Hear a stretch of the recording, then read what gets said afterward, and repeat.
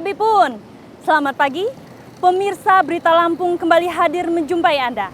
Bersama saya Iin Hermayani. Sejumlah berita aktual dan beberapa informasi menarik lainnya telah kami siapkan untuk Anda. Berikut berita utama hari ini.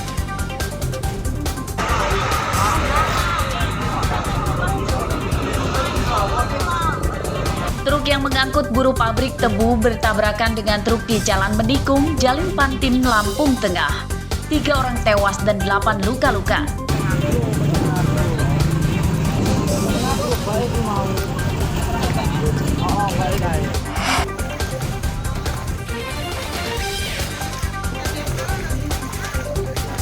Banjir merendam permukiman dan jalan raya di Bandar Lampung.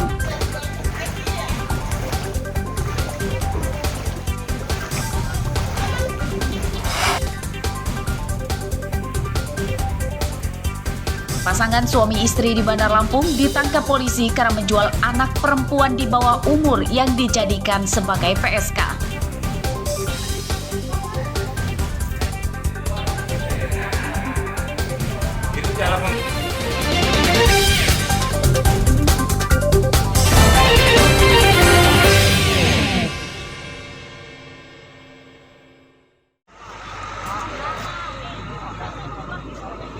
Dua truk bertabrakan di jalan yang menikung di Jalan Sumatera Lintas Pantai Timur atau Jalin Pantin Bandar Mataram, Lampung Tengah, Kamis pagi.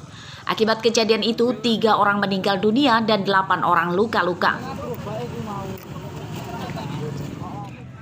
Warga dan pengendara lain membantu mengevakuasi korban. Korban tewas dan luka-luka adalah para buruh pabrik tebu yang diangkut truk bernomor polisi BE 8529YD yang dikemudikan Yanto. Hasil olah TKP polisi mengungkap kecelakaan terjadi saat truk yang mengangkut buruh pabrik tebu itu sedang melaju dari arah Seputih Banyak menuju Menggala. Saat di Jalan Mendikung, tiba-tiba dari arah berlawanan datang truk bernomor polisi BE 8638LY yang dikemudikan Afid Fahrozi, melaju kencang dan mengambil lajur kanan. Tabrakan pun tak bisa dihindari hingga bak truk terlepas dari badan mobil. Dari arah Sukadana dan arah Tulang Bawang, saat ini untuk supir itu sudah kita amankan di Polres, kita bawa ke Polres untuk pemeriksaan lebih lanjut. Sementara untuk kendaraan yang terlibat sudah kita amankan di Poslantas Agro. 3 orang meninggal dunia adalah Lestari dan Rus warga Bandar Mataram, lalu Kobar warga Seputih Mataram. Sebagian korban luka masih dirawat di Rumah Sakit Yukum Jaya dan RSUD Demang Sepulau Raya, Lampung Tengah. Kedua sopir yang selamat ditahan di Mapolres Lampung Tengah. Ari Susanto melaporkan dari Lampung Tengah.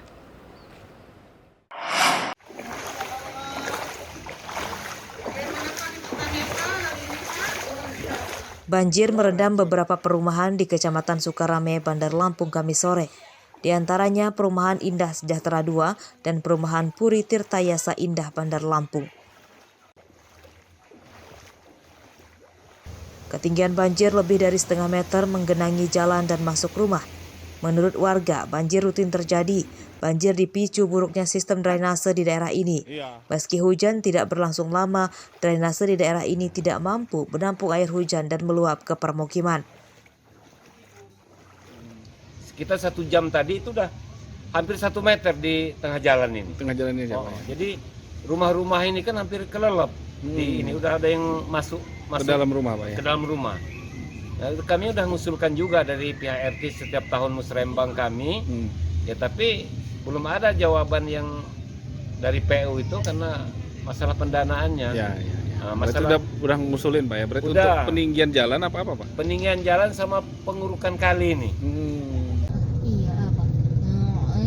Banjir juga menggenangi jalan raya, di antaranya Jalan Pulau Sebesi dan Jalan Letkol Endro Suratmin Sukarame. Warga mendesak pemerintah Kota Bandar Lampung serta pihak pengembang perumahan segera memperbaiki drainase itu supaya banjir tak terulang. Ali Susanto melaporkan dari Bandar Lampung.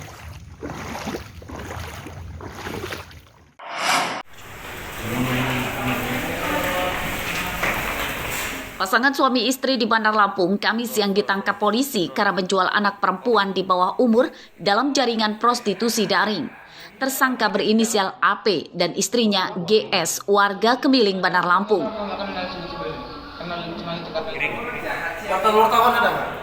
AP dan GS memaksa remaja putri 13 tahun itu jadi pekerja seks komersial atau PSK. AP dan GS mengancam akan menganiaya korban jika menolak melayani pria hidung belang yang didapat tersangka. Untuk melancarkan bisnis haramnya, tersangka juga mengiming-imingi korban diberi uang serta barang-barang mewah. Perdagangan anak di bawah umur yang dijadikan PSK ini terungkap setelah orang tua korban melapor ke polisi. Orang tua korban resah anaknya jarang pulang. Pelaku ini adalah suami istri, Pak Sutri, yang berteman dengan anak di bawah umur ini. Anak di bawah umur ini memiliki handphonenya diinstal aplikasi micet tersebut dan kemudian dipasarkan oleh pasangan Pak Sutri ini. Setelah deal, anak tersebut dimasukkan ke dalam tempat yang sudah disiapkan bersama lelaki hidung belang tersebut.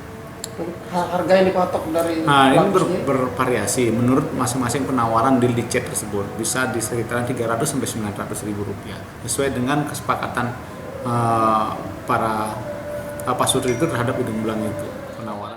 Ponsel, uang, dan buku rekening kedua tersangka disita polisi sebagai barang bukti. Penyidikan kasus ini masih akan dikembangkan polisi untuk mencari tahu kemungkinan adanya korban lain. Atas perbuatannya, pasangan suami istri ini terancam hukuman 15 tahun penjara. Robi Laste melaporkan dari Bandar Lampung.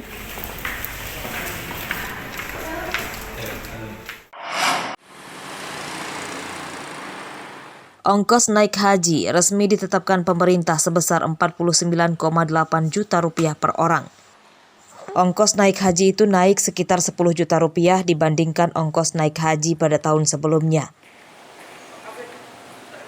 Kepala Kantor Wilayah Kementerian Agama Lampung, Puji Raharjo, mengatakan tarif naik haji terbaru itu tidak diberlakukan pada calon haji yang tertunda keberangkatannya pada tahun 2020 lalu akibat parahnya pandemi COVID-19.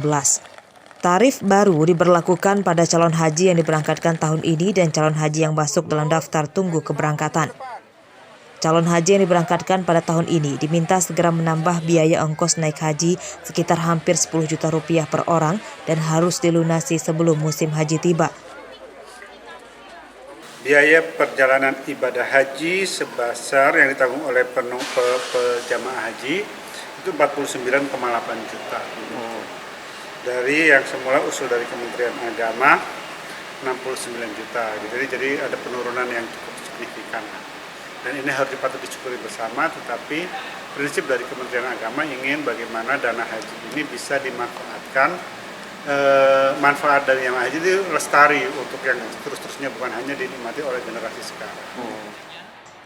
Kuota jamaah haji Lampung tahun 2023 sebanyak 6.915 orang dan aturan pembatasan usia bagi calon haji kini telah ditiadakan. Kemenak Lampung pada tahun ini akan memprioritaskan memberangkatkan calon haji lansia yang tertunda keberangkatannya akibat pandemi COVID-19 lalu. Jeffrey Arifin melaporkan dari Bandar Lampung.